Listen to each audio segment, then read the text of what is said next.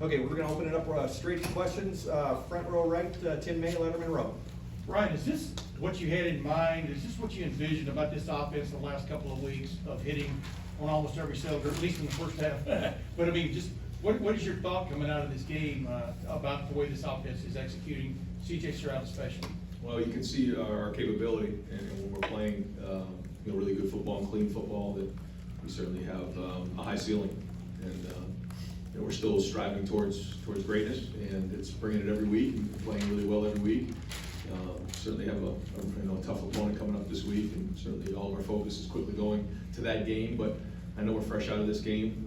Proud of the way our guys played. We played strong up front. Protection was good. I thought receivers, really crisp in their route running, made more plays. Travion ran well, and I thought CJ was strong. Over here to the right, Jared Smalley, WCMH. About Stroud complete 17 in a row. I know you don't know a lick about the Heisman race in particular, but with him displaying that kind of talent on a national stage, you understood what the forum was like today. What do you think that does for him in that national regard, and just his performance, his development to get to the level he got to today?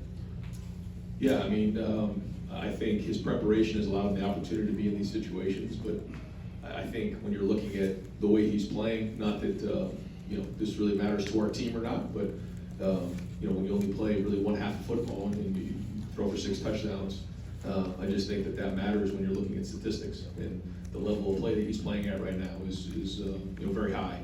I think that needs to be taken into consideration, but our focus is on the team up north right now and getting ready for those guys and figuring out a way to get this team ready to go play the next Saturday up there. Right next door, Nathan Baird, Cleveland.com. You had a couple weeks there where the offense wasn't blowing up quite the way it is now. What ways do you see when this offense is clicking like this? Is it putting pressure on the other team's offense and I guess helping your defense by extending?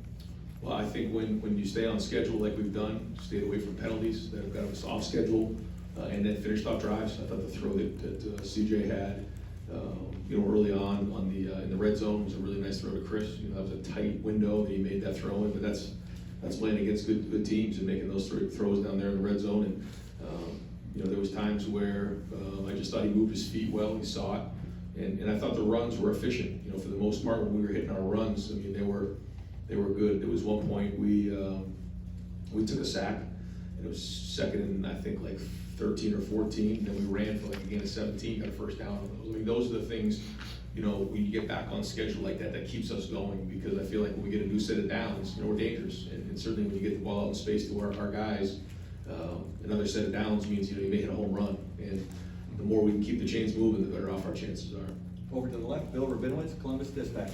Ryan, football is such a difficult game to play flawlessly, 22 players. Were you able to take any time today and just go, wow, this is remarkable for a team to play as well as is on both sides of the ball?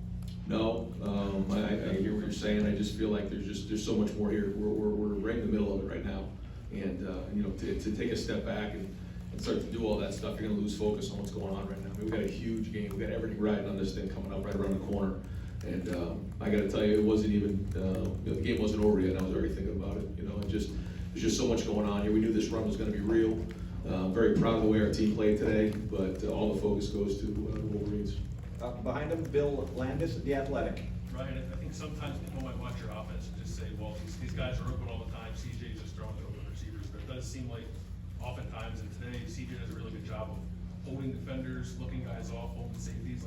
Can you speak to that a little bit? Yeah. How good he is? Yeah, I think his anticipation is off the charts. I think he sees things really, really well. I think his touch is excellent. When he needs to put a little extra on it, he does. He's accurate downfield. He doesn't make the guys work for the ball. He plays catch, and certainly our receivers are excellent, and they create a lot of separation, make a lot of plays. But CJ's special too.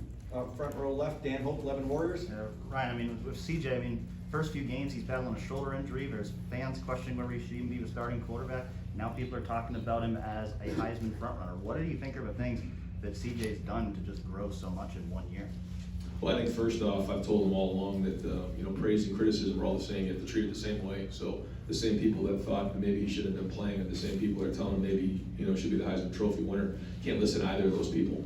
Has to stay focused on just having a great night to night, getting home, getting rest, waking up in the morning, getting started on these guys. Learn from what happened in this game and stay focused. And I hope he can do that, because so far he's done that. He's been really steady, even though there's been a lot of ups and downs. And right now we're on an upswing. So being able to handle that is critically important, almost more important than when things go bad. And so, but I think it's just putting 1 week in front of the other preparation-wise, learning from it, staying strong, and not riding that roller coaster is allowed to be in this situation. Third row left, Rob Aller, the Dispatch. 3 receivers, each with 100 yards. Can you describe the different skill set of these guys? Yeah, I think Chris, as you can see, he's such a weapon downfield. He did a nice job on a couple other things today, on bubble screens and things like that. His run up after the catch has been really good. Just fast, 0 to 10, just off the charts. Garrett is just so strong and just so sudden. His catch radius is extraordinary. And he sees the field. And then Jackson is so quick inside. His spatial awareness, his ability to set guys up and change direction. He's kind of built low to the ground with really strong hips and a lower body. And he's got tremendous ball skills as well. Really knows how to run routes. I also was impressed with the way Julian Fleming today played. Stepped up in a big way. I thought that he came down and blocked the guy, and then he came down and we ran the pop pass right behind him. That was great to see him start to be a contributor here to this offense, because he's been in and out of injuries, and so he's a guy that also is a strong guy, big strides, can go up and play the ball up high. So like you said, different skill sets there. Got time for just a few more, so we can get some players up here. Far left, Doug Lamreese, Cleveland.com. Brian, you said you started thinking about the Michigan game even while this game was going on. To play a top 10 team this week, and now you have your rivalry game coming up, a team you didn't get to play last year. Yep. What's that transition like? What's this 2-week period like for what you guys have to be focused on? Well, we at the bye week, we talked about a 6-week season. And we knew that the week in and week out, this was going to be hard. And I got a lot of respect for the teams we played so far this year. When you look at the way Penn State played us and the way Nebraska played us, and Purdue, Michigan State, these are all really good conference teams. And so we knew we had to bring it, every week. And when you look at college football this year, certainly we understood it even more. There was evidence. And now here's another one right here. Obviously, everything gets ramped up this week because of what it is and what's on the line all the time, but even more this year. Certainly the opportunity to go to Indy and everything's on the line. So we knew it was going to be like this. You have to bring it every week, and it's the battle of the fittest. I mean, you got to be strong. You got to bring it every week, and you can't ride the roller coaster. Third row left, Lori Schmidt, Columbus Dispatch. Coach, you had said last week that the offense had carried him in that one. Can you discuss today how the defense responded and just how you contained Kenneth Walker? Yeah, I thought the D-line, I thought the guys up front with the linebackers, you got to look at the film. It looked like Tommy was really all over the place today.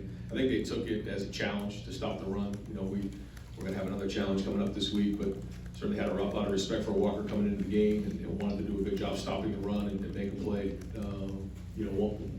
Really one-dimensional, and I thought we did that. Front row middle, Clay Hall, WSYX. After a game like this, you'll hear fans say, "Oh, I wish we could bottle this effort or save a touchdown." How similar do you think next week's challenge is to what you put on the field today? We watched them a little bit here and there, but you can't get too far ahead of yourself in season, because if you start doing that, you're going to lose the game at hand. So I've watched them a little bit. They're a very, very good team, and watch them just when you're getting ready to play your game at night. Maybe they have a noon game, and so I got to watch the film to get an idea. But I know that they're very strong. They have some really good players on defense, really good players on offense, and they're playing at a high level. So I don't know to answer that question what the comparison is, but certainly when you play in the rivalry game, all the records go out the window anyhow. So you got to play really well. And now we're on the road, so a lot going into this week. And final question for Coach Day, over here to the right, Austin Ward, Letterman Row. Ryan, it looked like Denzel Burke may have been able to come back in if you needed him. I don't know, that was just a sense. I'm sure you didn't expect you'd have the opportunity to manage reps in that second half, but just the advantage of that, if anybody who's close going into what's next. Full disclosure, at one point, we wanted to get guys some rest in the second half. We just thought it was the right thing to do. We were up 7 touchdowns and felt like it was smart to do going into next week. We wanted to keep playing. The guys wanted to keep playing. Had to talk some guys, off the ledge a little bit because they were upset about not getting back in the game. But it was the right thing to do, and if it was even a thought at all, then we took them out of the game. Ryan, is the mecca of the long-term it's not long-term, no. Great, thank you, Coach. Thank you. All right, we're gonna bring in